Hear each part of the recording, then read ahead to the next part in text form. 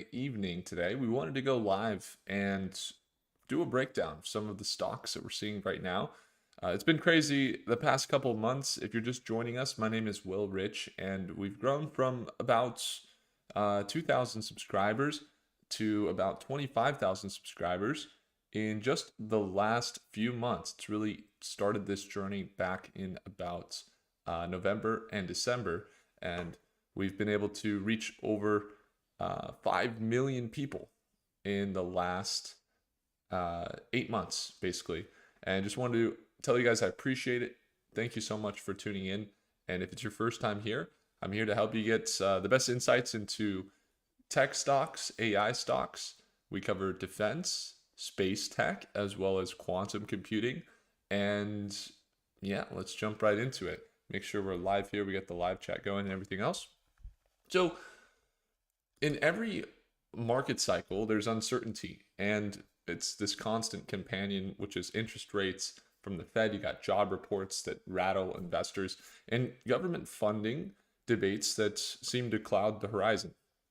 Yet, through all this stuff, there's one law that never changes, and it's that companies that truly provide value and the ones that are solving real world problems and advancing the human progress will persevere. And there's some companies that are on the frontier of this technological revolution we're in artificial intelligence and space innovation, that are the seeds for the next great wealth wave. And for those who can see beyond a lot of the noise and a lot of the people that are talking about all these different stocks, we're going to not really cover what would be hype, but we'll cover what will be valuable to you and valuable to the marketplace, and that we see those companies doing well. So we're gonna jump right in. It's good evening here. Kofi's in the chat. Good night there, Jose. Biggie's here on Compromise One. Good to see you. So we'll take a look at some of those stocks, and we're gonna start it off here. We got APLD, we got IonQ in the chat there in the comment section. We're gonna start it off with Lunar. So I started covering some space tech companies towards the end of 2024. And one of the big catalysts for us was that we went to a space symposium in Colorado Springs. We got to meet with Lockheed Martin, which they have the fastest jets in the world. You have meeting with Rocket Lab, who have been growing exponentially to $50 a share recently and launching for a lot of the smaller satellite companies, even building carbon composite rockets.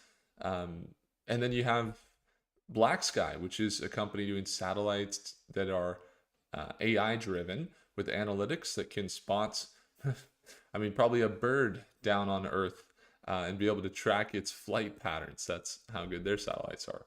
So one of the companies that we've recently kind of covered and that want to give a breakdown on was LUNR. This is Lunar.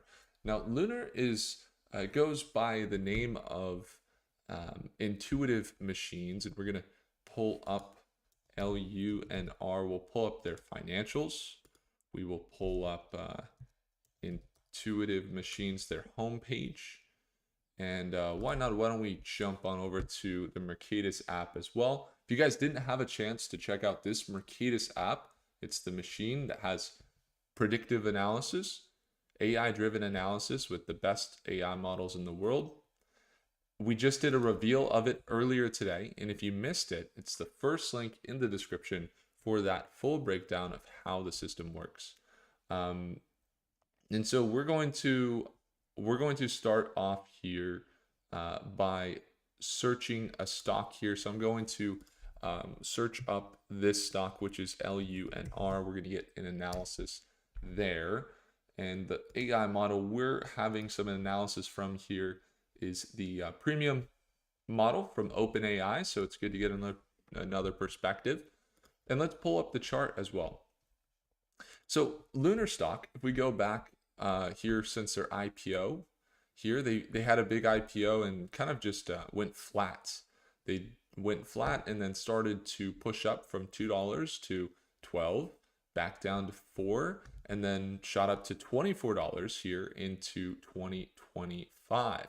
So 2025, we see them get up into these levels and then sell off from 2025 February with the greater market during that market sell-off there. So you can see that big rally after elections and then selling off into February with a lot of tariffs hitting the news, and then finding support around $6 before recovering through April, along with the greater market, and pushing up through the summer. Recently had a sell-off, and we're going to talk about where they are right now. So we'll kind of get rid of these initial drawings we had, and let's take a look at how things are looking.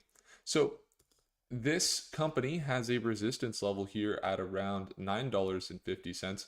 That is right here back in October. Then you got March, there was a resistance, and then that same resistance was acting as a support here as well. So you can see that resistance acting as a support there, and now it's kind of selling off. We're looking at these potential recoveries here in the company. You might say, Will, why? Why would they recover? That's what we're about to go over. So they've recently pulled down pretty significantly, but have had this kind of uptrend. And we're looking at the resistance level here, previous support resistance right here. We're kind of looking at this consolidation that's been happening. Now, they are selling down and they're holding below what is that EMA line, that blue line, which in a bear market acts as a resistance, that blue line. When we're bullish, that green line will oftentimes act as a support, and when bearish, as a resistance. And right now it's as a resistance. We're looking maybe for a recovery here. It could continue to sell down to this $9.50 range, but we're looking for something along the lines of this, about a 30% increase on Lunar.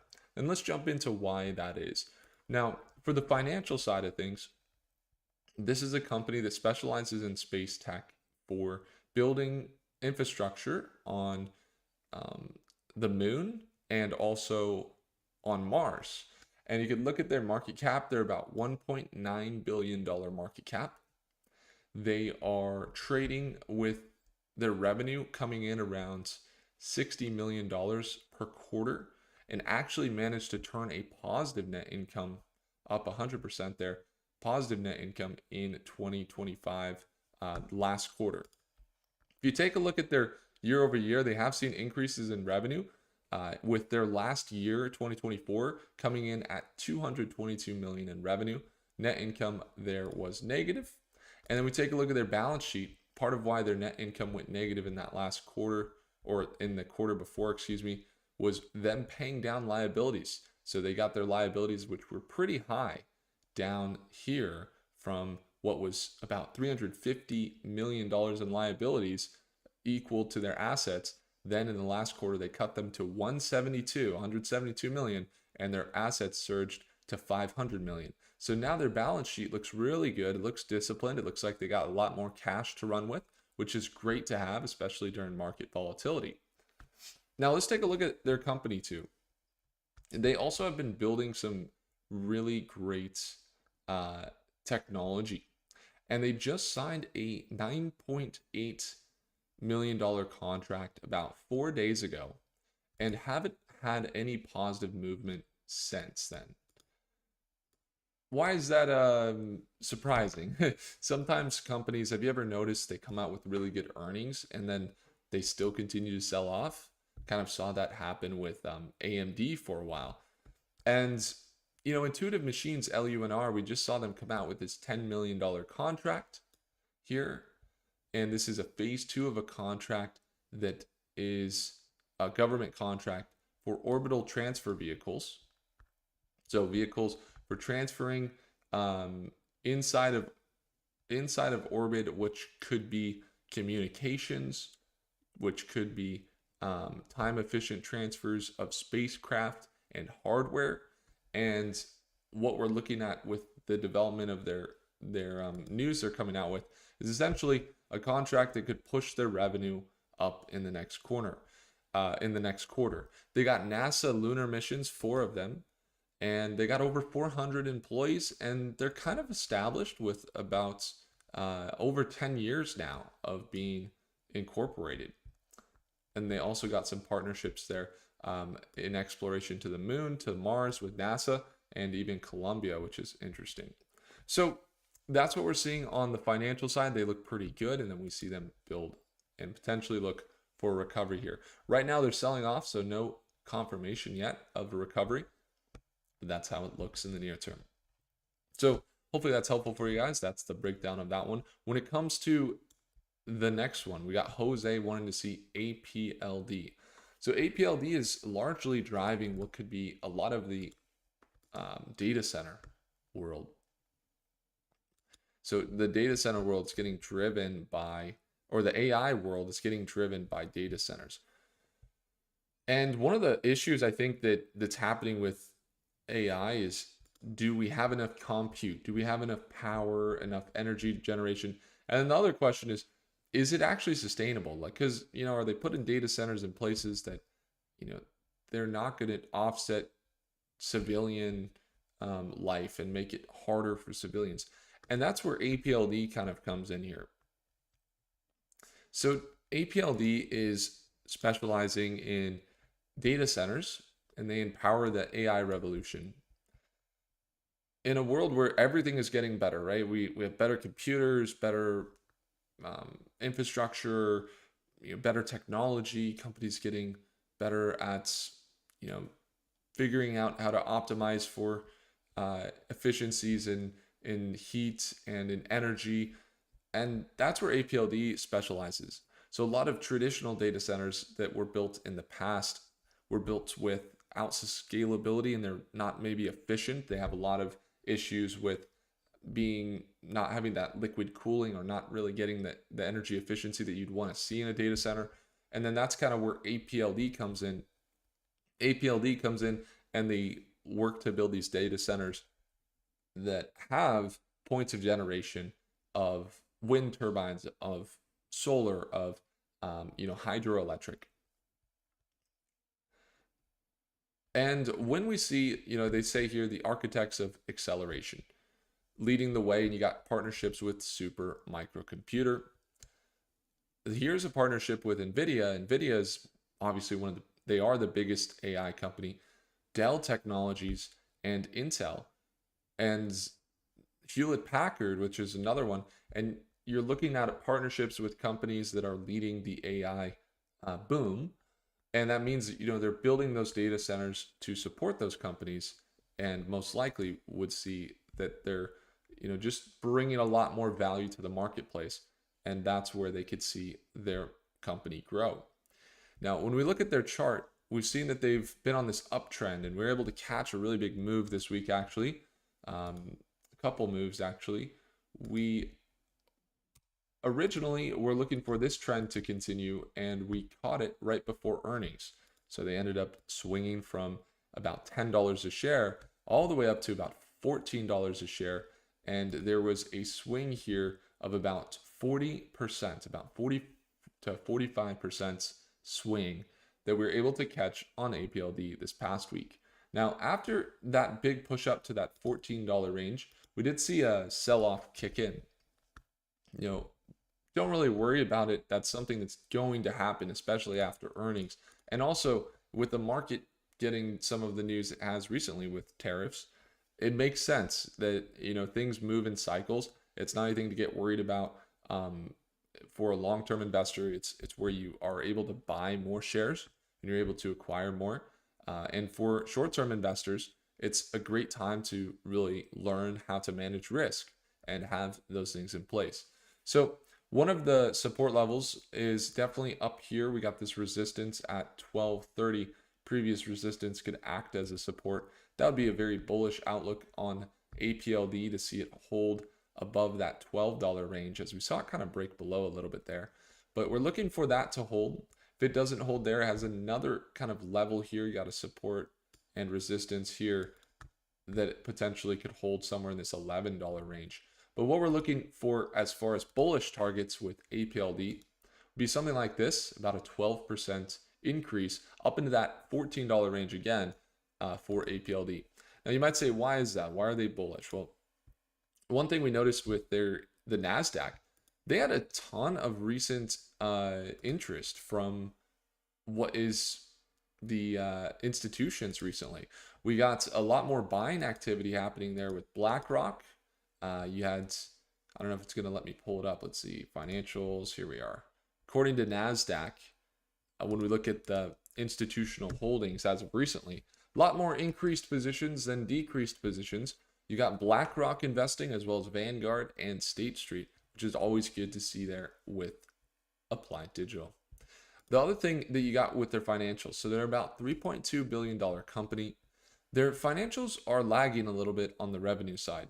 When they came in with their recent quarterly financials, the revenue was actually down a little bit, but their balance sheet looked a lot better. You could see they surged to about 1.8 billion in assets, probably because of their 9 or 10 or 11 billion dollar deal that they have with CoreWeave.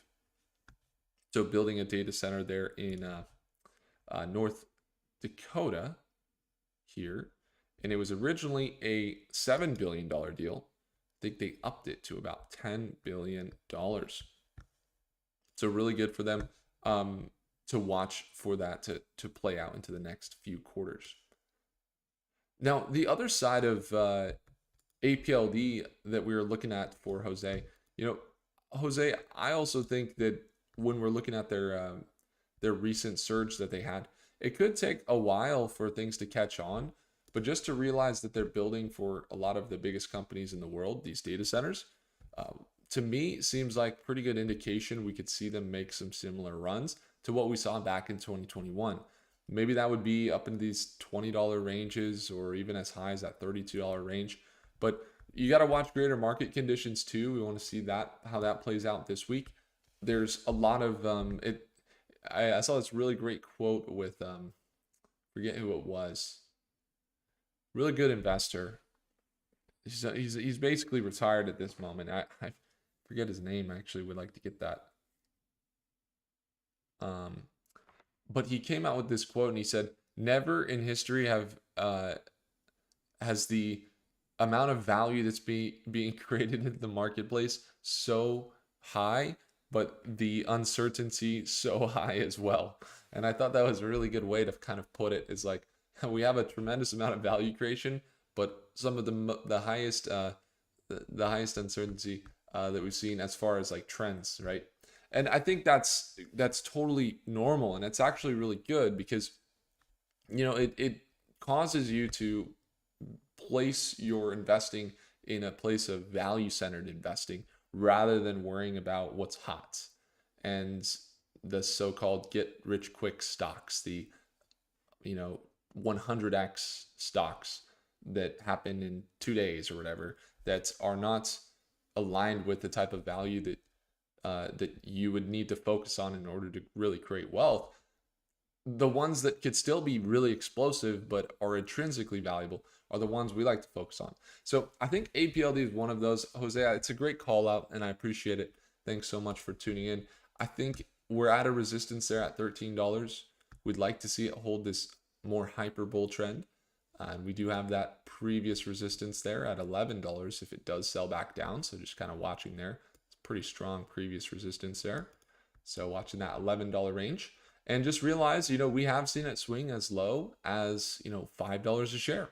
Could it happen? Absolutely. So if you're short term, be ready, have a risk managed.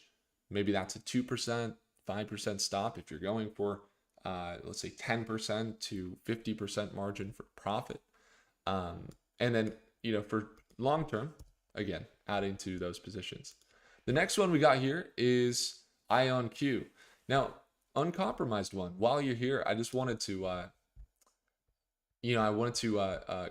congratulate you for the research that you do.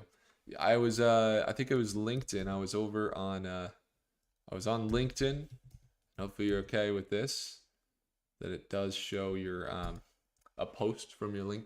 I don't know if it wasn't your LinkedIn, but we were looking at this events over here where BigBear.ai was talking about the 2026 FIFA World Cup and the 2028 Olympics, which is funny because we were talking about how that was a catalyst for Big Bear, but they hadn't mentioned it at all. And I was saying, these are the types of events that motivate the government to heavily work on being able to work on their national security and things like biometrics. And I think I saw you. I think I saw you were one of the people that liked this post. Were you here? I think I saw you here. There you are, James Ortiz. And I recognized that profile photo and I said, that's James Ortiz. I never knew that was your name, but I see you in the chat as Uncompromised One. And I thought, all right, so we're on the same wavelength. You're doing the research as well. So anyway, shout outs. So I'm going to do an analysis for you now. So we are doing IonQ. Now, IonQ is a quantum computing company specializing in trapped ion technology. I was fortunate enough to actually meet with the executives of IonQ along with IBM and Microsoft when we went to that event at CES when we saw the big crash take place after the announcements from the CEO of NVIDIA, Jensen, who said that quantum computing was 15 to 30 years away. We ended up going to that event to verify the real state of the quantum market. We were able to uncover that it was actually a lot more bullish than what had happened, and they ended up very shortly after that starting a quantum sector of their business. But anyway, when we kind of got to chat with them, one thing we learned is that they were really expanding fast and they were expanding their network.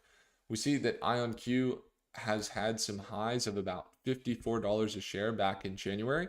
They started pushing up from March all the way until recently in August. See them get up to about $38 a share. But at one point in August, we were looking at a $50 a share price point, so almost a full recovery. They recently pulled back. We see them kind of at this support here where we're seeing the RSI and the MACD looking a little on the oversold side, and that might be why you're looking at them. I would imagine that IonQ is, one of the top quantum leaders that we could have here in the future. So let's take a look at it. A couple levels to watch from a technical perspective. The market, you see this consolidation in quantum. It's been happening a while where you see this big push up and sell off, and we're kind of looking overall uptrend looks good, kind of seeing a consolidation as well from left to right and looking for it to really bounce around this level around $35, $37 somewhere in here for IonQ. Now, if we see that move, there's two ways that we would trade it. The first way would be trading IonQ. It's about a 25 to 30% increase. And then we probably have a stop somewhere in that 3%, somewhere around here, $35. And the other way we could trade it is trade IONX, which is the 2x. So as you can see, the quantum market corrected with the greater market on Friday. IonQ was down about 4%, and IONX was down about 8%. So it carries twice the risk, but also twice the reward. And if we're seeing an upward direction, we oftentimes like to trade the 2x of IonQ. Now, the quantum market's expected to grow to over $1 trillion in the next few years. Right now, it's hovering around a couple hundred million. This company, IonQ, they changed their website to say quantum is now. Actually, right after that announcement that we talked about where they said quantum computing is 15, 30 years away, they improved drug discovery. So they are able to run computations that can help uncover peptide proteins from thousands or I guess millions of different options to find one that can bind. That's how you find cures for different diseases. They also do direct carbon sequestration, so they can help pull CO2 from the air in order to combat any CO2 output into the air. When it comes to their better battery materials, they gave a really good study. When I was able to meet some of their executives, one of the things that they said was that they ran about 20 years worth of knowledge that they had on the lithium ion battery research papers. It was around 8 million data points. And they were able to bring it down to just 8 options using a quantum computer. And it took them about 6 months, but after about 6 months, they were able to improve the lithium ion battery efficiency by up to 70% as a result of their study. And so one thing to note about the quantum computers, they're not just solely working on their own, they're also working with Air Force Research Laboratory, you have Microsoft Azure, Amazon Bracket, Google Cloud, University of Maryland, Oak Ridge National Laboratory, Hyundai, Airbus, Los Alamos, GE, Thompson and Katz are even in construction there. You got partners, NVIDIA, they are backed and get funding from NVIDIA, DARPA, so they work even Department of Defense. There's a quantum benchmarking initiative as well here. They were selected by DARPA for quantum benchmarking marking, and this was an initiative there for utility scale performance for quantum computers. The other thing they I think is a kind of an underrated thing is they work with Lockheed Martin and Accenture. So why are they getting momentum? Well, when we look at their market cap and we look at some of their financials, one thing to note, their market cap's at 11 billion. So they're expected to report their quarter two earnings soon. And there's a lot of mixed opinions because while they develop these trapped ion quantum computers and they have their earnings approaching, you kind of see this article from NASDAQ. Their earnings are coming up on August 6th this week, and we will have targets there inside of StockMate as we always do here. As you can see, you got this earnings, and we always have targets for the week. We will have some for quantum this week.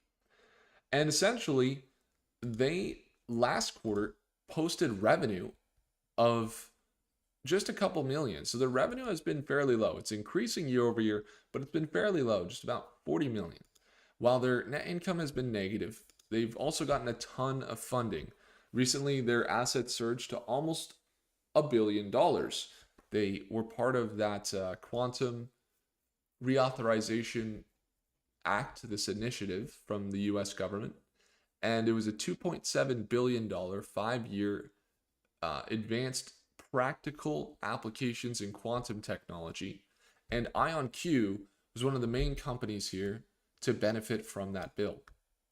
So they work in trapped ion technology. One of the reasons why they could see growth is because as soon as they have maybe what could be a tremendous feat that would be, they can very consistently calculate some of the world's hardest problems in the world, they could become very quickly one of the top computing companies. Now, the reason that they're maybe struggling is because there has to be a very, very big problem for them to solve. And that's why they're working material science. Because basically, if you have, you want to generate a simulation of a chemical reaction. You can get like a chemical reaction simulation pretty good. Let's just say, on the chemicals, the heat, how they mix together. But when you want to get down to like the actual ions, like the electrons and chemical reactions move at like millions of times per second, the frequency. And so that's when quantum computing and like trapped ion technology becomes absolutely game changing for material science. So it's definitely a little speculative as far as the financials and what could happen in the earnings. I don't know what's going to happen, but they do have their earnings coming up. If they were to come in with some revenues that were surprising and their balance sheet continues to stay healthy with a lot of cash, then we could definitely see their stock rally even more. And it's always a really good eye opener when they have their earnings calls. So that's how it looks with IonQ. If they do have really good earnings this week, we'd look for a recovery up in that $47 range, about a 26% increase. One thing to watch though is greater market directions. We got some corrections happening recently, and China still not reaching a deal with the US, as well as the other one that's we haven't seen the deal reached is Canada and also Mexico. So we got to see those deals happen with the tariffs too. Otherwise, those corrections could be extended. So just keep that in mind. When it comes to the next stock, there's one other stock that's been really valuable as well for people. Biggie says SOUN. So SOUN, that's sound, actually, SoundHound. So we could jump in. We've gone a little bit through space. We went through quantum technology. Got to jump into data centers a little bit. Let's head on over to AI voice. So SoundHound is a company that specializes in essentially AI voice that's intelligent and is serving companies. So let's take a look at some of their moves. We got to see their recent move kind of play out up to that $13 price point. Then we saw them sell back down into here, their previous support, and trying to hold the market cap building that they've seen over the last few months. Let's jump into it. So we got SoundHound. How many of you guys have SoundHound positions or are watching SoundHound? I'm curious to hear some of what's going on there. Johnny, what's up, people? Who says late night crew, happy to have you there. Harry Styles says load up on Rigetti. I love to see it. Usar says crazy zigzag stock, but blast off. Maybe we could take a look at it. Appreciate it. Jose says you made $1,500 off APLD. Awesome. Glad that you were able to make some money off that, Jose. And I forgot to jump back over to Lunar stock. It was fairly bullish, it looks like, on our projections with OpenAI on Mercatus here. So just wanted to jump back into that, but we can also pull up. Let's do SoundHound here. There we go. So SoundHound is specializing in AI voice. They have this technology that is kind of like, I don't know if you guys have talked to ChatGPT. How many of you guys have talked with ChatGPT? They have this AI voice that is deploying at some leading brands. You got working with the banks, maybe that's ATMs. They're working with Hyundai, and they're working with Lucid, and they're working with Kia. You got Chipotle. They also work specifically with car brands for the AI voice platforms. So you got Stellantis, the powerful hybrid cloud and embedded connectivity of SoundHound's voice AI platform allows us to deliver always on voice experience for customers on the go. You got White Castle. So they also have some pretty extensive partnerships with actual food companies or drive-throughs. And this is the interface. It's a voice, and it will be welcoming, voice, and friendly, just as if you're talking to one of our team members. Part of the partnership is with a group called SoundHound, and they've done really great work in terms of voice and listening technology. Pandora, you got BNP Paribas, you got Tiva, Telefonica, and some of these contracts are actually starting to add up for them. When we take a look at their stock, they are at $10 a share, market cap of $4 billion. They're pulling in actually not crazy revenue. So right now, their PE ratio and everything else is a little bit out of whack. They're kind of up there. Net income was positive there, about 120 million. That was on some investments. They do see increasing revenue year over year, but still, like pretty high up there with the valuation.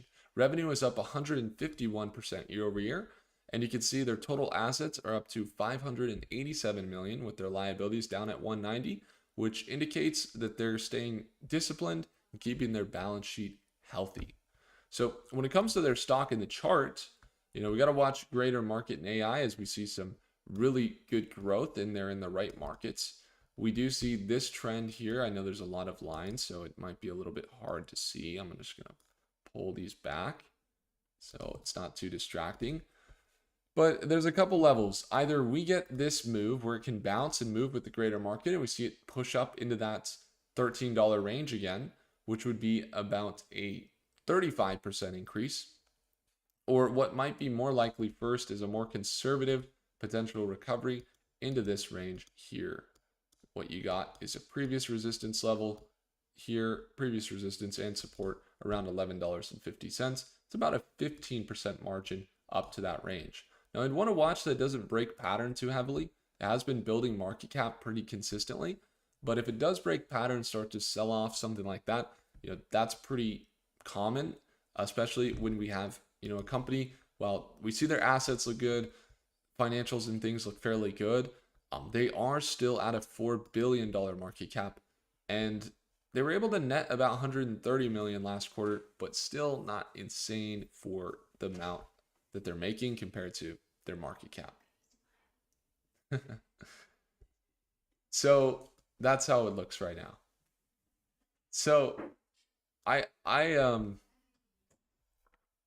I appreciate it. So there's some really good comments here. We got some really good comments, and you got Jose NVTX. We could take a look at it. George says good morning. Hey, what's up, George? Happy to have you here.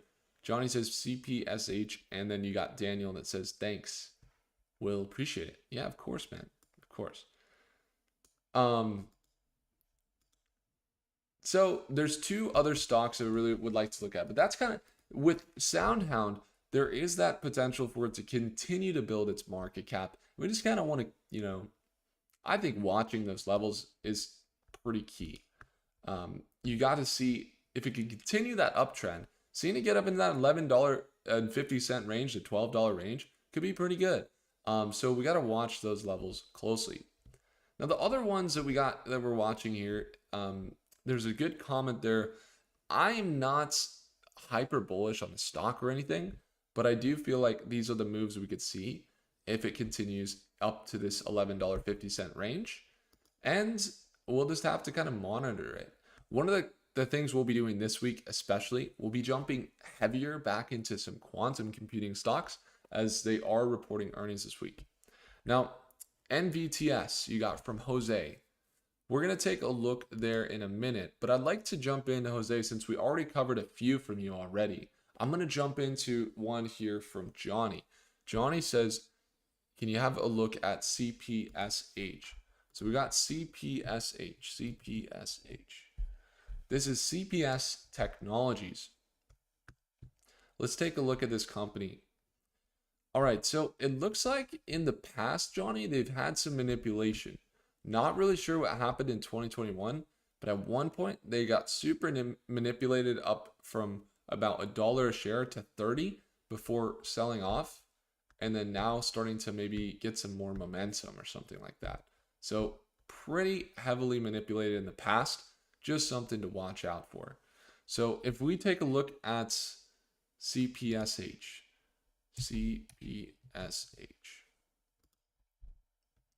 CPS Technologies Corp.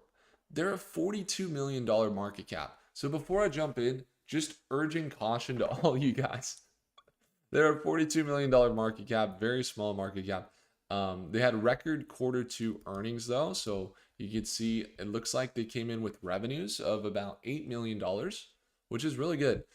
I love that Johnny is a stockmate and that we've worked together one-on-one and stuff. And Johnny, whenever you bring stocks, I love to see what you bring, man, because I always like the financials that you bring. You always bring good financials. And I just wanted to say, man, I appreciate it.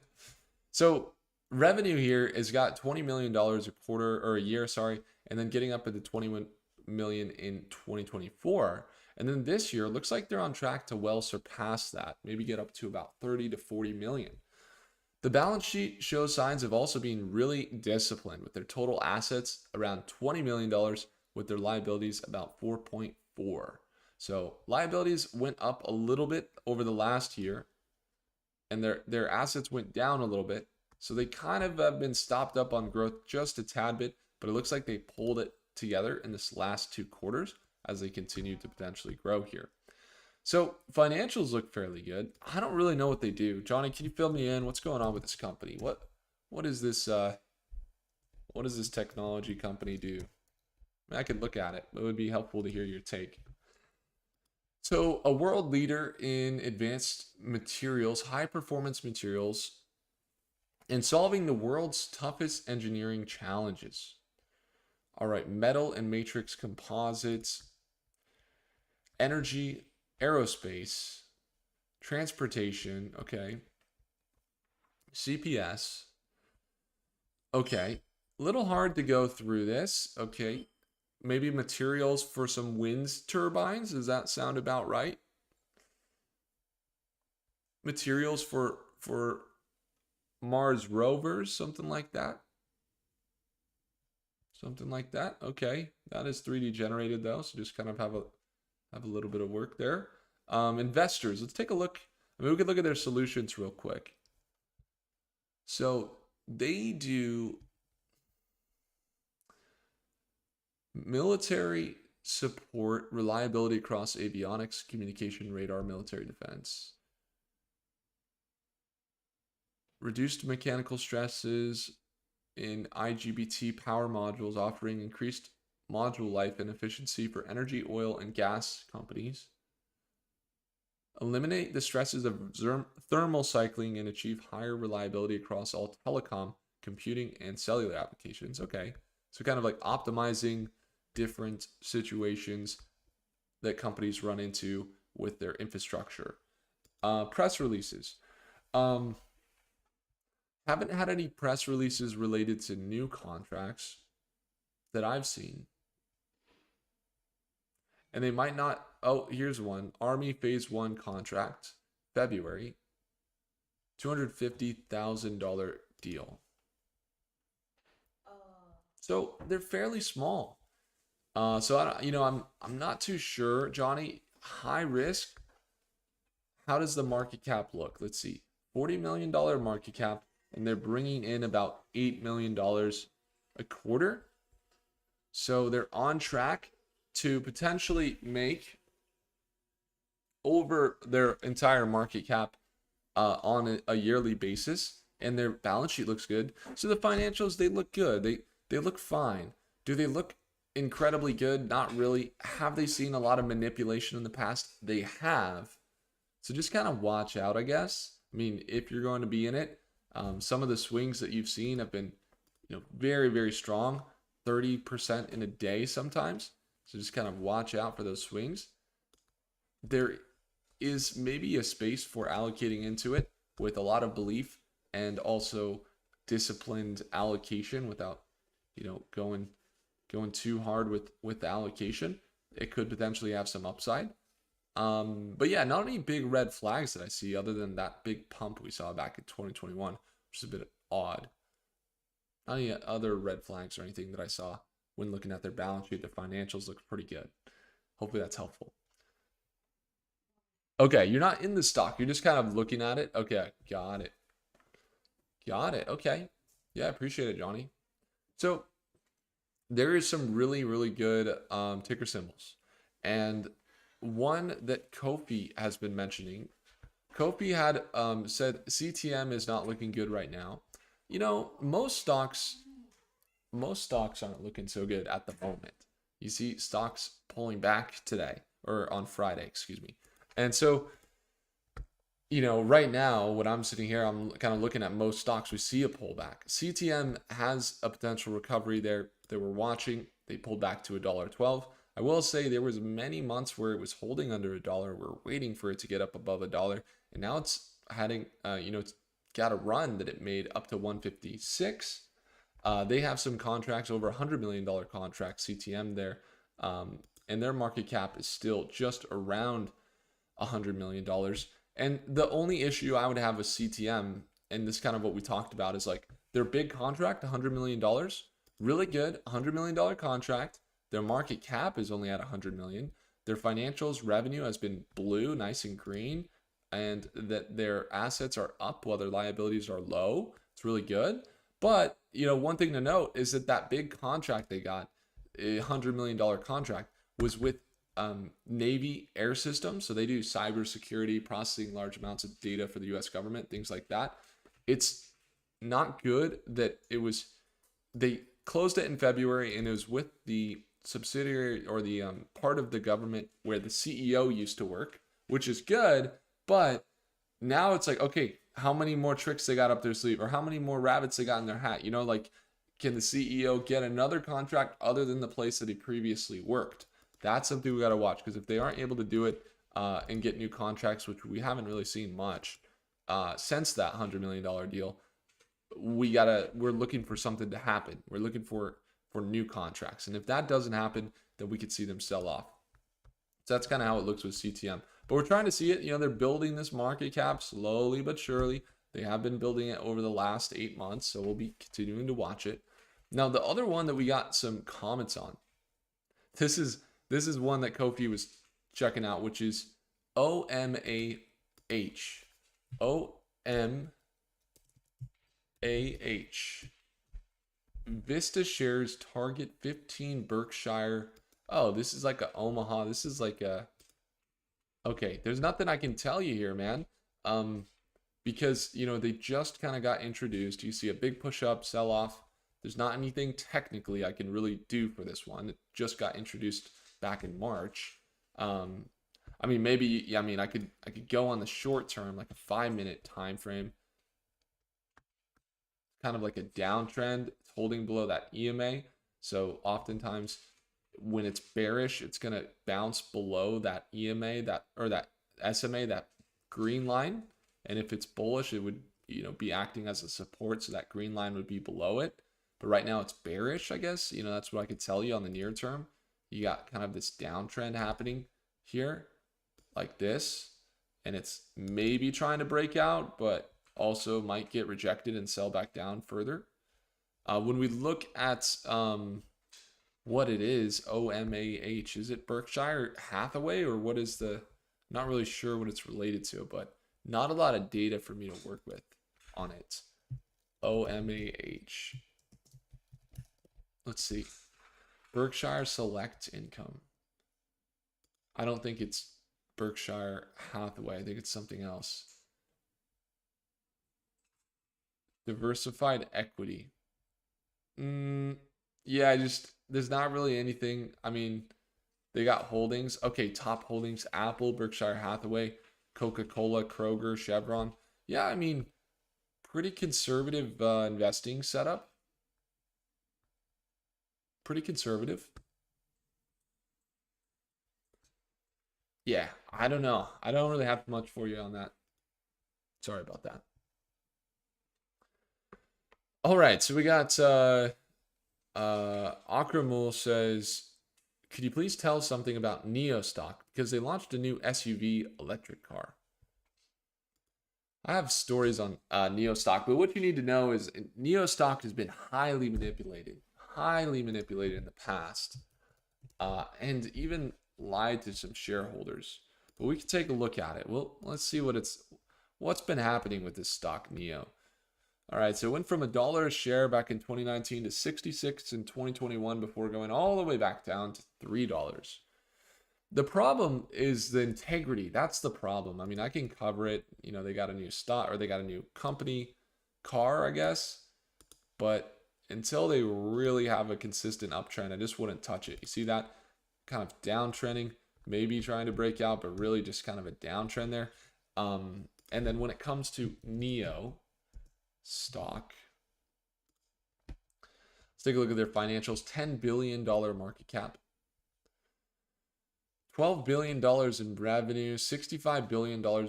They're seeing some increases, but they dropped off significantly in the last quarter. But the problem is, like, while they're making that revenue, I just don't know, because it's always so negative in their net income. They're losing 22 billion per quarter, or per year, excuse me. They're losing about 7 billion per quarter, and their liabilities are very high. Do you see how their liabilities are almost the same as their assets? So they have a new SUV. Apparently it's sold out of some sort. It's possible they start to contribute more value to the marketplace.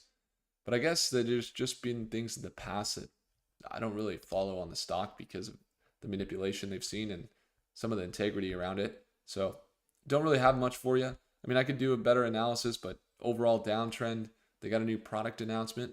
And if you see value in it and there's something you see, by all means, don't just take my opinion and then just use that. Don't do that.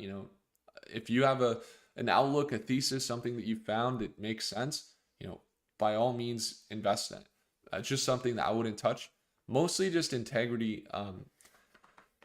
There's just times when companies will. It would be like if I made a video and I told you guys something like, buy this before it's too late. If you don't buy this, you're going to be broke. Guys, you have to invest in this. And then everybody, respects my opinion, and they take that advice and they go and they buy the stock, they invest in it, and the stock, it doesn't go up, it doesn't surge, it doesn't create generational wealth, and it turns out to be nothing. See, that would be not good, and you'd probably never trust me. You'd probably never watch any analysis or would want anything from me, right? Yeah, that is why I just don't cover stocks that have had integrity issues in the past because just the fool me once, fool me twice. It's just what it is. If things change though, we see a lot of delivery on their stock. More than likely, we could take a look at it for sure, for sure. Um, that's an interesting one, Johnny, on NBIS. I've actually seen some on that. Chuck Norris says BBAI bought the dip on Friday morning at $6.05. Do you think it'll dip down below 6 this week, maybe 5s? Well, I'm someone that has seen them firsthand. So when it comes to BBAI, the market they're in, there's a few ways we analyze the market. The first way we analyze the market is by looking at the profits. Now we know that they're getting a lot more investments. They're getting more defense spending from the US government. We know the market they're in is related to what could be like what we talked about, kind of 2026 or 2028, the World Cup and those things. It's a good time to be in an AI market that does biometrics. In fact, there's just been a request for information from the US Department of Homeland Security, which would be one of the main parts of the government where they could get big contracts, release this request for information that basically outlines that they need AI driven threat detection, biometrics, AI machine learning threat detection, which is exactly what BigBear does. So when it comes to BigBear.ai, could they go up? Could they go down? They just are coming up on their earnings in the next week and a half. So on August 11th, they have their earnings. Their biometrics has been aggressively deployed into a lot of airports recently, which is really good because it means they're getting a lot of contracts and most likely will show up on the balance sheet. Now the balance sheet and everything else has looked okay. Revenues holding around $30 to $40 million a quarter, with, for the most part, increasing year over year. The balance sheet there was not so hot in 2024 with liabilities high, and then they cut them down in the last quarter with liabilities basically cut in half. So their assets still high up, which looks really good. When we look at their recent move down to this $6 range, they're right around what is a previous support there. That is why we watch them. So they are right around a previous support level at here. They're in a slight downtrend as of recently, but also a consolidation and overall uptrend with the market cap building. So could we see something similar where they sell back down, sell back down, sell back down? It's possible. I do, just to disclose, have some calls on BigBear.ai, and I'm actually looking for BigBear.ai to make a recovery. We shall see though, as it's, we just have to play it by ear. But what you can see is it's at a previous support. It's also in this downtrend. What we might see first is pushing up to this $6.80 range. That's really the level we got to break through for it to break out of this downtrend. And that would show signs of more of a neutral to bullish sentiment. And then if we see it break up into these levels, now we're looking, $7 range or above. Now we're starting to target that $8.50 to $9 range, that 33% increase. Now from here, again, they got a support level around $6 a share. So something to watch. It's about a 4%, 5% sell down from there, but we're looking for a recovery. The value that they bring to the world and what we've seen so far, the second piece in that market analysis is not the profits, right? It's the real world usage. And so the real world usage is seeing them at the airport, seeing them in person, seeing them in the the ports of entry. And that's where really, that's why that's where we validate a market. It's like a really good thing to look at, like, not that it's not going to have real world usage in the future, but take NFTs, for example. Like NFTs, lots of millions of dollars, billions of dollars going into it. Everybody's talking about it. But what did they do that they just failed to identify about the market, why some people lost money, is that 95% of them didn't have real world usage. They weren't actually being used in the world. Now, if they had some sort of tokenization, a thing that worked and it was being used by millions of people and actually getting used, then that would show the market usage. And so that's the second piece you got to see. This company, they're in AI, they're in a good market, it's a growing market, and they're also seeing that real world usage, which, actually changes the way you chew gum, which is an indicator that Warren Buffett uses. I went to get my face scanned at the Denver International Airport. So they have, if you go to the different airports where they are deployed, I was getting my face scanned, and I remember the lady, the flight attendant at the gate, she said, "Please hold still, sir." And I was chewing gum, and I was like, "Oh, I can't chew my gum," and I just held still. Change the way you chew gum, literally in first person, right? So that's when you see those types of things. Those are the types of things that are investments that really could take off. So you got them deployed into Los Angeles, John F. Kennedy. You got Denver International Airport, Dallas, Fort Worth. You got Port of Seattle, Montreal, Vancouver. So we're going to be watching as they continue to deploy, and how their biometrics continues to look. So there's some other ticker symbols that I see there, and I really appreciate them. I'll make sure to write them down here. Thanks so much for tuning in. And when it comes down to the value of investing in AI, if you're investing in quantum computing right now, you're investing in technology, space tech, you're investing in data centers, or maybe defense, energy, something like that. It's a golden age that we're in now, and we have some targets coming out for this week. If you want to know when companies are reporting earnings, get the targets for all of those companies. Surround yourself with like-minded individuals inside of StockMate. Get some really good insights from members. We've had some really good, Lawrence is absolutely coming in with some really good insights. We got a lot of good feedback there. Johnny was one of our top here. He's actually tuned in the live session. Thanks for tuning in, Johnny. And if you want to get, those insights, but you also just want to learn, we have learning, and we go live every morning at market open when I trade live. If you want to see my entries, see my exits, Monday through Friday, 6:30 a.m. Pacific Standard Time. About 15 minutes before the market opens, you get an email in your inbox, takes you over to our live session. If you want to tune in, see the companies we trade every day, or sometimes we don't trade at all and we just do market overviews. It's the second link in the description down below. And on top of that, I'll even send you a free t-shirt anywhere in the world if you decide to join StockMates. Now, if you're thinking about joining StockMates and getting lifetime access to the daily live sessions, I would encourage you, go check out the first link in the description, because right now we have a special deal where you can get StockMate as a bonus for free when you claim our Mercatus machine and get AI analysis. Right now we have OpenAI. Pretty soon we'll have Grok, Claude, DeepSeek, and Meta. And you can get AI analysis along with the market network visualization of the chart of the different emerging markets, and see how companies, not only where they are, but how they are connected, and click through and get analysis of them via AI. Again, the first link in the description has the machine, and one of the bonuses there, along with a one-on-one call with myself, is that you get access to the machine for 1 year and a license to the beta.